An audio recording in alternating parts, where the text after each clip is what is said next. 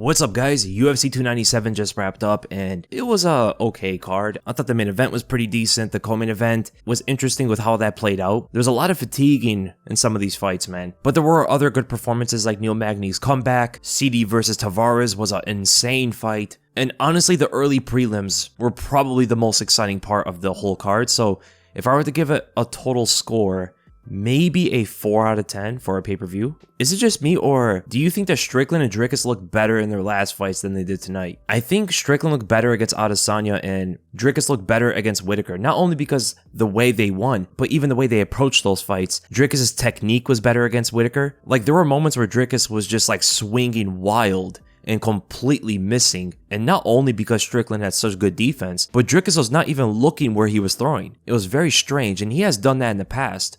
But in a championship fight where everybody believes he has gotten better, that's not the kind of stuff you want to see from him. Now, Strickland's technique was very clean. He has such an amazing jab, man. But the thing that he was lacking was that aggression, that pressure, that willingness to go forward for like 3 or 4 rounds of that fight, right? He did well in the first and he did very well in the 5th. But from rounds 2 to 4, I expected at some point for Strickland to pick up the pace. There were certain aspects they did very well, like Dricus' shots were pretty good, Sean Strickland's ability to get up, Strickland was checking leg kicks, Dricus was really working on the body shots. Post-no surgery, Dricus Du Plessis is a real mythical fighter. This guy has 5-round cardio, and Strickland was landing that jab the whole fight. I mean, that jab was free for Strickland all night, man. And I think Strickland was expecting Dricus to slow down at some point. So Strickland had a very good first round, but it wasn't like super high output. Second and third rounds, they were throwing quite a bit, but Strickland wasn't letting off with his power yet. They were both mostly in the center of the cage until Dricus started to press forward round after round. Whereas Strickland, it took like until the end of the 4th round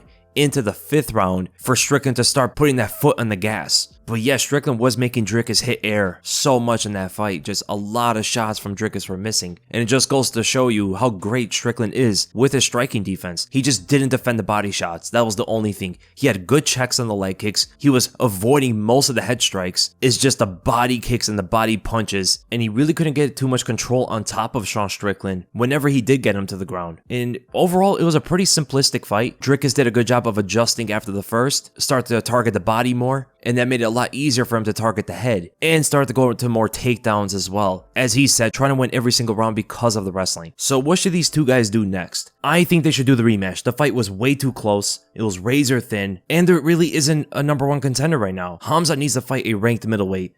Jared Cannonier needs one more win. Adesanya can't get another immediate title shot. Let's do the rematch. They should do the rematch, but you know they don't want Sean Strickland to be on air again. You know how many people are going to try to tell them, yo, don't have Strickland do interviews anymore, man. Which is a complete shame if that's the case. And I'm pretty sure Strickland knows this too. The fact that he lost his belt, he might not see the belt ever again, even if he really earns it. Bro, this guy can beat Adesanya, Whitaker, Khamzat, back to back to back, and they still probably won't give the guy a title shot because of how many people are going to tell them, yo, we can't have him on press conferences like that anymore. You know, if he's going to be at a press conference, we got to make sure he's like buried in the main card or something, so he just doesn't get as much airtime. And then we go to the co-main event. Raquel Pennington defeats Mayra Bueno Silva by a decision, coming back in the fight after Silva gassed out, and she was put in some really bad positions. Silva got her back multiple times. She was pressing the action. She almost got the rear naked choke. But again, Pennington's biggest asset is her toughness and their ability to just keep going. The only fight that her toughness didn't really prevail was in the Amanda Nunes fight where she wanted to quit on herself. But it looks like she has learned. She was put in horrible positions and still came out on top and was even going for an arm triangle choke on top of her. It was kind of crazy, right? So there were some good moments in the co-main event. And I think Raquel Pennington should be fighting Juliana Pena, and Silva can fight maybe Rita Aldana. What about Neil Magny getting that comeback win against Mike Malott? Another fight where it looked like Malott started to fatigue in the 3rd round. And I think more than that, he just didn't know how to get out from the bottom of Magny. It was very strange, and we saw the same Magny that defeated Hector Lombard because it was a similar kind of dynamic where Malott is winning, Hector Lombard is winning the fight. They start to slow down and Magny's able to just keep the consistency and eventually get on top and defeat him with ground and pound. Mike Malott was going for some heavy takedowns, a lot of strength getting used all over the place, so many body lock trips. He forced a lot of the takedowns in, and he rarely ever has to deal with something like that. The last guy he went to a decision with was way back in 2015, and he had a draw with Ousmane Diagne. That was 8.5 years ago. Every single other fight of his has been a finish, and he's going up against Neil Magny, which is a different kind of beast. And he had no idea how to get out. You could definitely tell it was fatiguing by the way he was trying to get up. I mean, he was very slow to push Magny off, very slow to get back to his feet. He didn't even stop the full mount when Magny easily stepped over, and it looked like he just accepted defeat. The only thing he was resisting with was pushing Magny away with his arms, and that was it. Amazing win for Neil Magny, man. So Magny is still going to be ranked in the top 15. I think he should get the winner of Kevin Holland and Michael Venom Page. Or they can give him Renat, another young guy coming up. And then we go to Chris Curtis defeating Marc-Andre Barriault by a decision, going down completely the opposite of what we thought for 2 rounds. And then in the third, Barriault finally engaged. He finally welcomed Chris Curtis's type of fight. And they were just in the phone booth, right in the pocket, in the clinch, trading shots. Chris Curtis got some good angles on those uppercuts, man. That lead right uppercut he has, he was landing those so well. Great body shots. Barriault with the elbows and the knees. It's just the fight was kind of lackluster for like the first 2 rounds of it. I did not expect the fight to turn out that way, especially for Barriault. I mean, the Canadians are down, right? The Canadians are not doing well, and he needed to make a statement. He needed to do something, but it looked like he wanted to play it safe until the 3rd round came, and it seemed like the audience finally got him to fight more. So Chris Curtis obviously going to stay in the top 15. I think he should fight Paul Craig.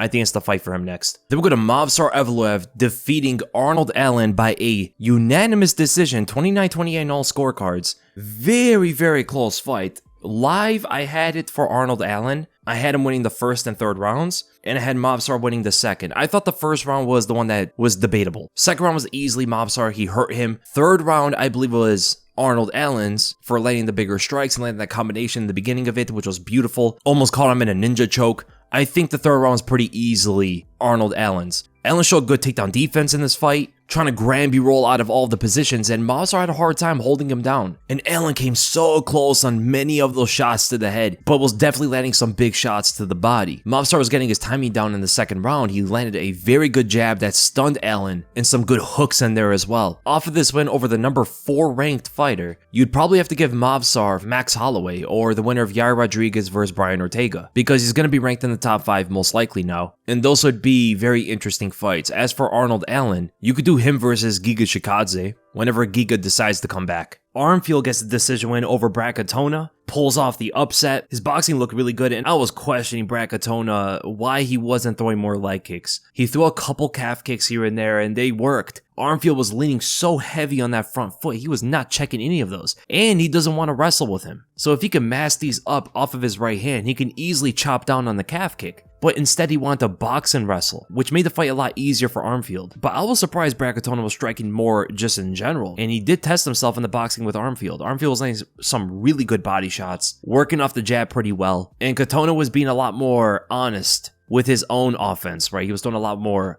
overhands, uppercuts, trying to intercept those dips because Armfield was dipping his head really far down to get out. And there could have also been some opportunities for high kicks for Brad Katona. I know he's not like a big kicker or anything, but at this level, everybody knows how to throw a leg kick. Everybody knows how to throw a high kick, or at least they should. There were definitely big openings for Brad Katona to do so. Sean Woodson gets the split decision win against Charles Jourdain. Man, that guy shows some good defense out there. Jourdain was trying to get after him with so many different techniques. He was throwing out flying knees, he was throwing out a bunch of kicks, hooks into spinning kick combos, takedowns, trying to clinch up with him. He tried everything he could, and it was just so hard to get some meaningful strikes on Sean Woodson. He did get one very good shot on the exit off the clinch, then Woodson adjusted beautifully, knew that he needed to create more range when he exited, and so you saw him exploding out of the clinch to get away. And he was finding those counter uppercuts on Charles Jourdain. Just beautiful work from Sean Woodson, man. Everybody thought Jourdain was the winner. I was so confused because I heard Buffer say Sean Woodson, but then both the fighters were acting like Charles Jourdain won. I'm like, wait,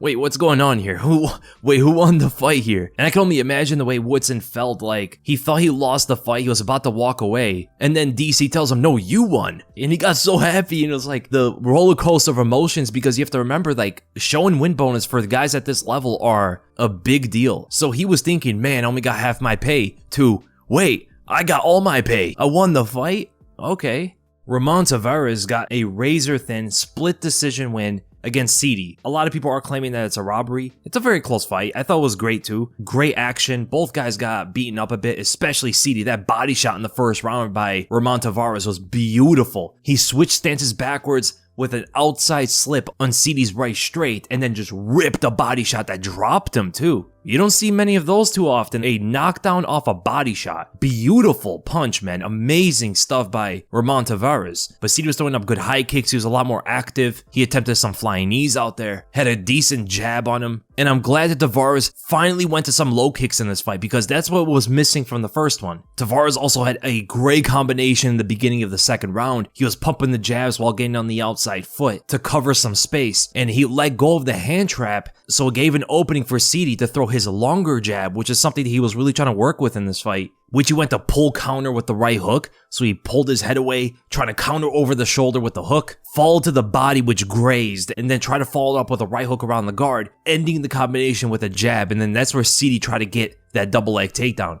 Beautiful combinations from Taveras, even though all the punches didn't land. You could definitely see the crisp technique in his arsenal. But Taveras was having the hardest time when his backup was against the fence. That's where Sidey was able to land the right straights, the jabs. So definitely some progression on his footwork to get away from the fence against longer opponents like this that work off a good jab. And Taveras was getting hit a lot on the exit when he was trying to get away from Sidey, and he would get into this like shuffling motion with his feet. He left himself very vulnerable and got caught multiple times by Sidey straight. And I thought it was a great fight, man. I don't know who I would pick to win. I would have to go back and watch it. It was a very, very close fight. Gillian Robertson did her thing. Viana was throwing up some good strikes, and Robertson just went right under for the single leg. And just great, patient top control. She tried to use the straight armbar, then turn it into a Kimura lock, trying to find a way to get into the full mount, which she eventually did. She did attack the arm triangle, giving up the full mounts. And from there was able to get her back. Then she attacked an armbar. I mean, you have to give a lot of credit to Polyana Viana for surviving so many submission attempts from Robertson of all people in the first round like that. And this is before they're sweating, which makes getting out of certain submissions way more difficult. And then it happened again in the second round. Easy single leg takedown for Gillian Robertson.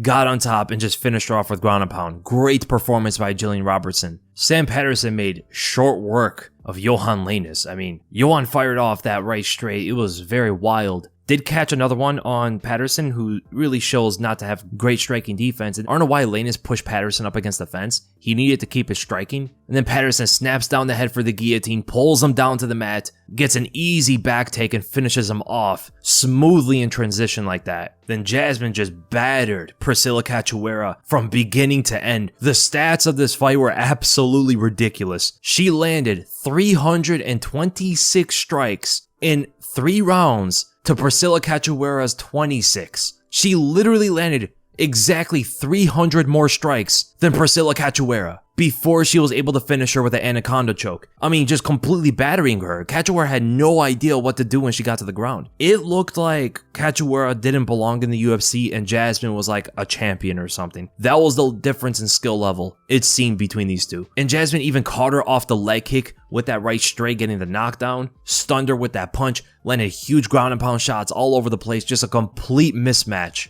between Jasmine and Cachoeira. What about Jimmy Flick with the comeback? So Malcolm Gordon came out hot, ready to put this guy away, start the card with a big statement for Canada. And he was successful. He was landing big shots on Flick, but he was also losing his feet trying to chase an early knockout. He did pay for this in the second round where he missed his punch and got completely off balance. And Jimmy Flick was able to get right on top of him for it. It's hard to chase knockouts like that, man. Malcolm Gordon's grappling looked decent in the first round. He did get put into a triangle choke, but the slam off the body lock was good. He was landing good ground and pound shots. He cradled him into a guillotine choke, but he did end the round on the bottom. And Jimmy Flick was not in the full guard, but then completely messed up in the second round. Malcolm Gordon got way off balance trying to chase a knockout again, and Jimmy Flick easily got on top of him for the arm triangle choke. Got the upset win. And that is the end of the video, guys. I hope you guys enjoyed it. And next pay-per-view card 298 is going to be very interesting, I think.